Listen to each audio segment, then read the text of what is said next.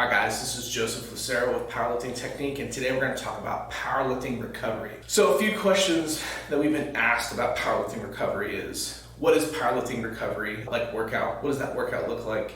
How long should I give myself time to recover in powerlifting? And then what are some tips that we have for recovery when it comes to powerlifting? So we'll start off right with the first question.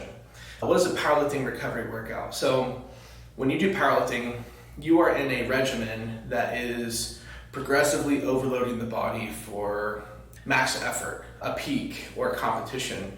Not every person competes in powerlifting. Sometimes you might just build up to a peak in your training. But a powerlifting recovery workout essentially is going to be called a deload. And it's where you take the load and you're going to work at a different intensity. So I coach athletes. And one of the things I do for deloads is I make sure that the deloads are at a sub-maximal weight compared to what they've previously done, so that they're still doing the reps and sets and working on movement efficiency and movement refinement, but they're at such a lighter weight that it allows their body to recover in many ways. So a recovery workout is essentially called a deload. It happens every 3 to 4 weeks. And during that time, I typically prescribe between 70 to 80% of the previous week's effort. So let's say someone squats 400 for 2 sets of 5.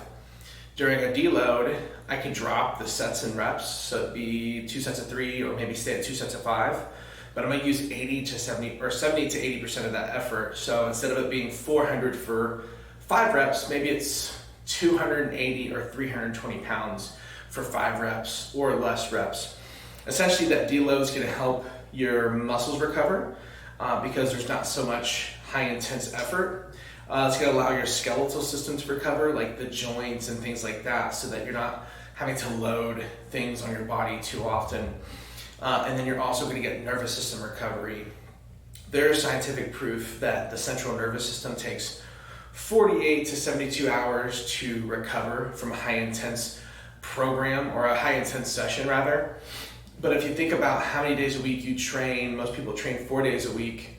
I mean, if you're doing a heavy squat and then a heavy bench and then a heavy deadlift, like within 1 or 2 days each time, you're never really getting to get back up to 100%. So that deload is allowing you to fully reset everything. You're not at a high percentage anymore. So now the window of opportunity for the nervous system to recover is a lot quicker. So the next question was, how long should I give myself time to recover? You want to give yourself that deload, you want to give yourself about a week. So when I build a calendar for athletes or for people who just want to get stronger, we're doing really hard workouts. And if you're in powerlifting, the goal is to lift the most weight you can. So with that being said, you're hitting high intensity effort, high max percentages and values. Every 3 to 4 weeks, I'm going to program a deload, and it's going to last a week. So it might be week 1, 2, 3, 4, deload. So that's the 5th week, the deload. And then 6, 7, 8. And I might deload sooner, so that 4th week, so that's like the 9th week. The reason why I might deload sooner as I go down through the weeks of the workouts is because you're progressively overloading the system, your body. It probably is to the point where the percentages are so high, you need more frequent deload types of workouts and recovery weeks to exist. So definitely giving yourself that week window is amazing. And then when it's time to compete, people argue this.